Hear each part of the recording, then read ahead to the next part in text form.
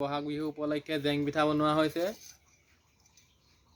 জেং পিঠা বনাবলৈ হ'লে পিঠাগুড়ি লাগিব। পিঠাগুড়িবোৰ চূৰণিত চালি ল'ব লাগিব। চালি পেলাই পানীৰ লগত গুলি এইদৰে দিব লাগিব। টাৱাত লগত লাগিব আপোনাৰ বেঙেনা ঠাৰি। বেঙেনা ঠাৰিয়ে টাৱাত তেল অকণ সানি পেলাই 5টা আঙুলি এনেকৈ জেলেপি বনোৱাৰ আগতে দিব লাগিব।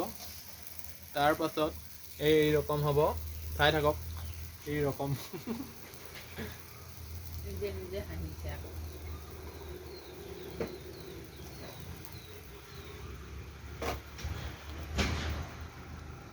এনেকৈ লুটিয়াই দিব লাগিব পিঠাটো শুকাই অহাত।